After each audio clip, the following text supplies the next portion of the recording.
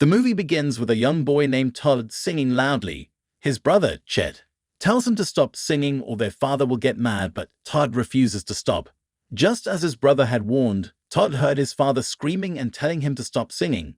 Chet shuts off the lights and prepares for bed while Todd discovers a hidden men's magazine under his brother's bed and starts flipping through it. He asks Chet about it, but Chet snatches the magazine from him and hides it under his pillow. With no choice left, Todd lies down next to his brother and pretends to sleep. He then slowly pulls out the magazine from under Chet's pillow and starts flipping through it. As soon as Chet notices this, he once again tries to snatch the magazine from his brother. However, Todd manages to hold onto the magazine tightly and jumps off the bed. As he is flipping through it, that homophobic father bursts through the door and asks them why they have been creating so much noise. When he notices the magazine in Todd's hands, he snatches it from him and takes him out of the room to punish him. Years later, a grown-up Chet is woken up early in the morning by the sound of a horn blaring in his front yard. He notices that the thrift store employees have arrived and gets up to let them in. The men package up his father's belongings since he had passed away 3 months ago. When one of the employees sees him looking sad, he pats him on the shoulder and tells him that they can come back when he is ready. However, Chet insists that he is fine since it has already been 3 months. The employee assures him that it takes time to move on. Once they're done packing everything, the employee gets Chet to sign a document before he turns to leave. Chet takes this as a sign and tries to ask him out, but the man turns down his offer to buy him a drink. Chet then goes to his father's hardware store, where he is now managing and helps an elderly man find the equipment he needs.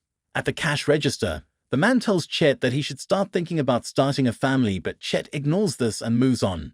That night, he eats his dinner alone but is unable to stop thinking about his father. He finds himself staring at his urn, but quickly turns it away. He gets a flashback from the day he found Todd playing with a doll. Before their father could have seen them, Chet managed to take the doll from Todd and throw it under their house. He recalls how strict their father was as he packs a birthday gift, a juicer, for Todd and wonders if staying in their small town was worth it. In the present time, Todd, who is now openly living as a gay man in LA, is getting broken up to.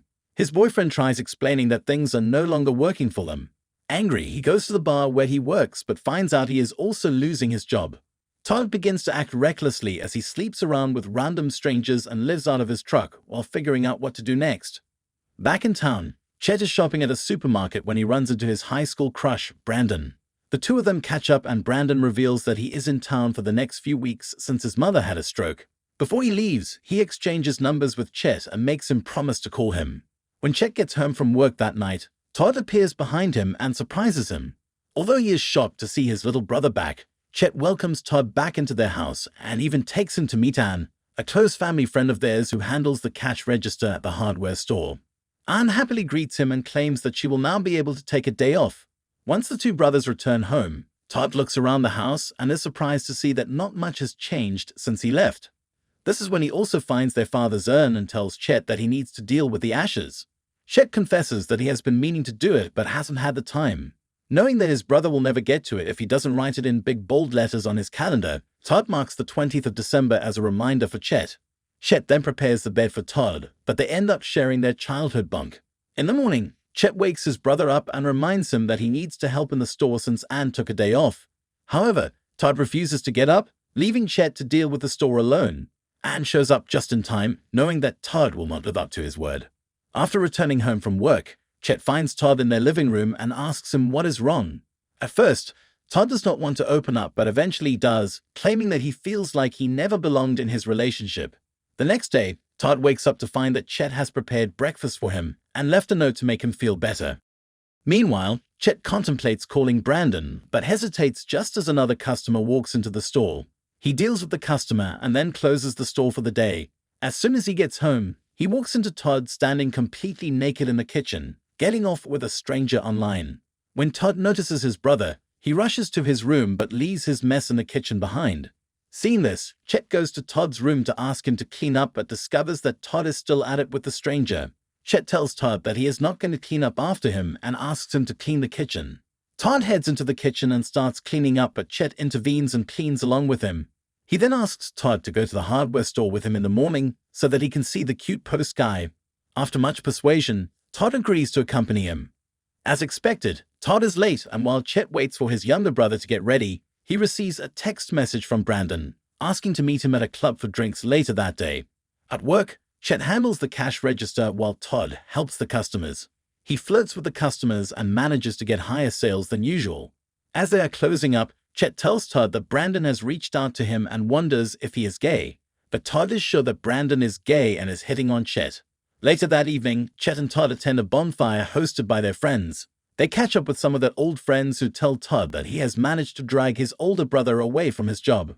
By the time it gets dark, a man named Hank mocks Todd by saying that all of the gay people from LA should be tagged. His joke doesn't land very well and things get a bit awkward. To make matters worse, his girlfriend Melissa, who used to be Todd's best friend, comes up to him and starts flirting. This does not sit well with Hank, and he threatens to beat Todd, who gets angry as well. Todd reveals that he had told Melissa his secret in high school, and she had told her boyfriend, who beat him up along with his friends.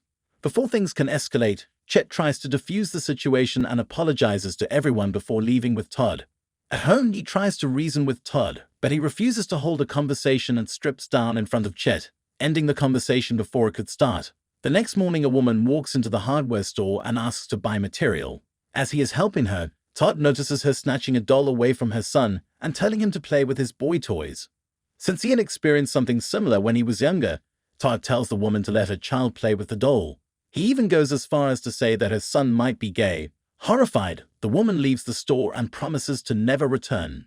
On the other hand, Chet goes on a date with Brandon, but it gets awkward as Brandon starts telling him an irrelevant story. Seeing Chet's face, Brandon confesses that he felt bad about ignoring him when they were younger since he did not feel ready to come out as gay. Chet then tells him that it was hard for him to make the move as well.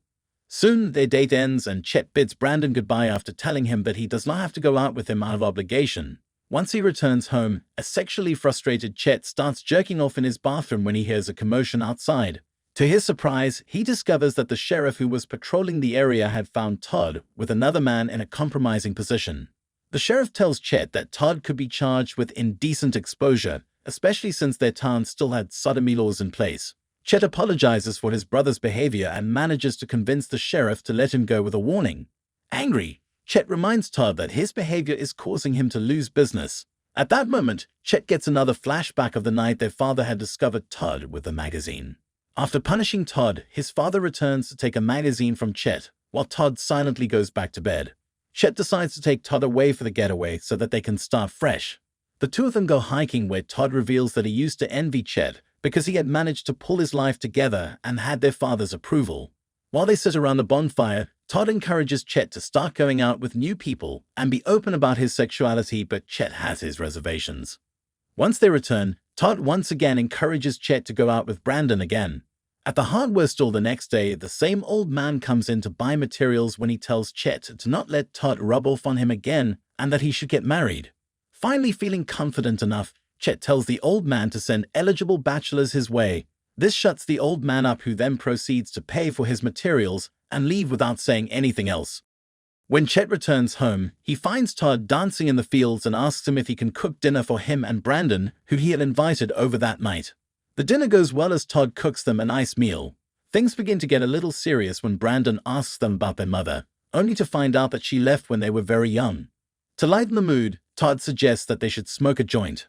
As they share a joint, Todd sings them a song that their father used to sing before heading up to the roof. Chet and Brandon follow him as he starts undressing. Chet leaves to use the bathroom while Todd flirts with Brandon. Just as Chet enters the room, he notices Todd kissing Brandon. Although Brandon breaks the kiss quickly, Todd becomes upset and heads to the kitchen. Todd follows him and starts apologizing, claiming that he was trying to help Chet by checking to see if Brandon was into both of the brothers.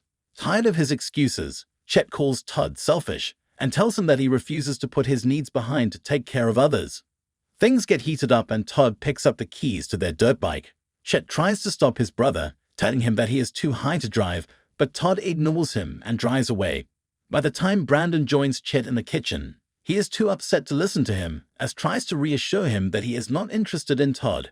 Chet goes to bed in his father's bedroom but is unable to sleep until later that night. However, he receives a call from the sheriff in the middle of the night because Todd got into a fight at the bar.